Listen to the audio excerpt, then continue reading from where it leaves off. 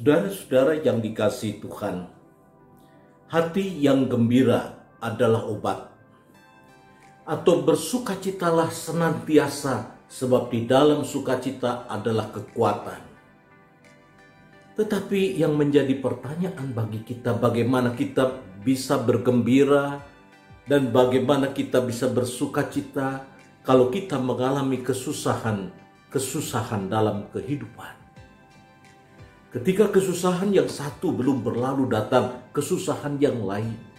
Ketika kesusahan kedua belum berlalu, lalu kesusahan yang ketiga, keempat datang terus menerus.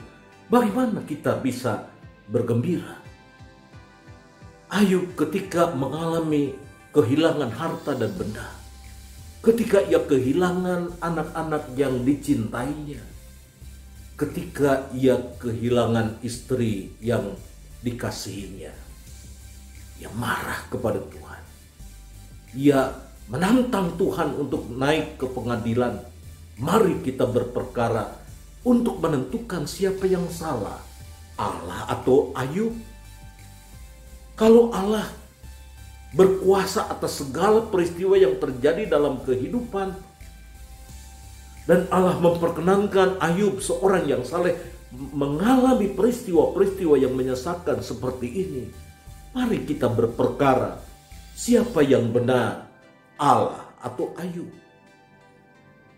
Saudara-saudara yang dikasihi Tuhan, ungkapan-ungkapan pemberontakan yang keluar dari mulut Ayub mau menunjukkan ia berada dalam kesesakan yang luar biasa dalam.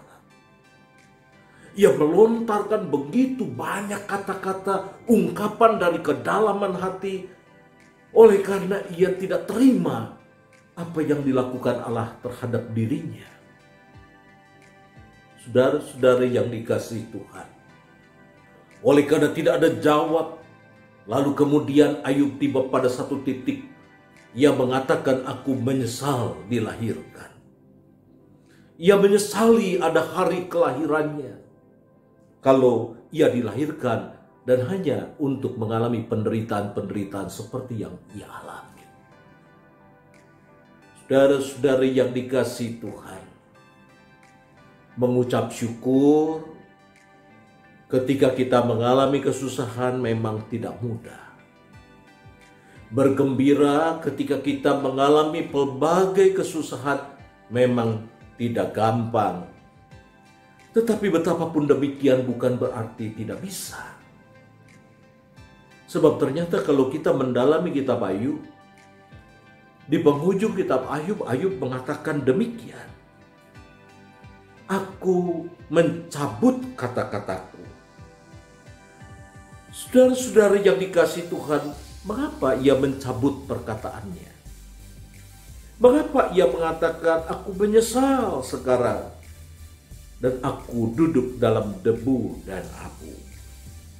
Ia mengatakan dalam Ayub pasal 42 ayat yang kelima, hanya dari kata orang saja aku mendengar tentang engkau, tetapi sekarang mataku sendiri memandang engkau.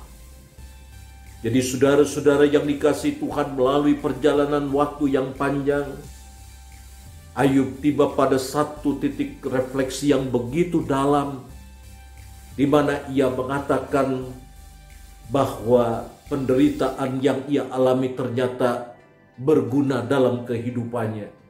Sebab sekarang ia mengalami Allah secara eksistensial. Allah sungguh-sungguh ada, dialami dan dirasakan ketika ia mengalami penderitaan dan kesesakan. Dan ia mengatakan di dalam Ayub pasal 42, aku tahu bahwa engkau sanggup melakukan segala sesuatu dan tidak ada rencanamu yang gagal. Saudara-saudara yang dikasihi Tuhan, kalau kita mengalami pelbagai kesesakan, kesusahan dalam kehidupan, biarlah kita belajar dari Ayub. Betapapun hati marah, penuh dengan kekecewaan, tetapi Ayub tidak berpaling dari Allah.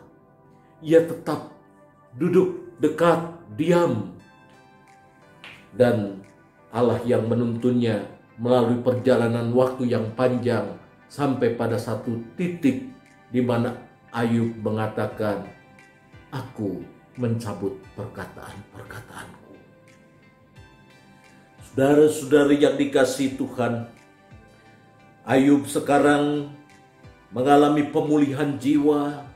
Ia sanggup mengucap syukur atas segala perkara yang terjadi dalam kehidupannya, betapapun segala sesuatu belum dipulihkan. Dan itu yang dimaksud di dalam surat Roma pasal 12 ayat yang ke-12 ketika Rasul Paulus mengatakan, bersukacitalah dalam pengharapan. Saudara-saudara yang dikasihi Tuhan, dasar sukacita kita bukan apa yang kita alami sekarang. Dasar sukacita kita ada di depan. Yang menjadi landasan bagi kita untuk bergembira bukan apa yang kita rasakan sekarang, bukan apa yang kita alami pada saat ini, tetapi apa yang akan kita dapat di masa depan. Oleh karena itu Roma 12 ayat 12 mengatakan kepada kita, bersukacitalah dalam pengharapan, sabarlah dalam pengharapan, dan bertekunlah dalam doa. Tuhan memberkati kita. Amin.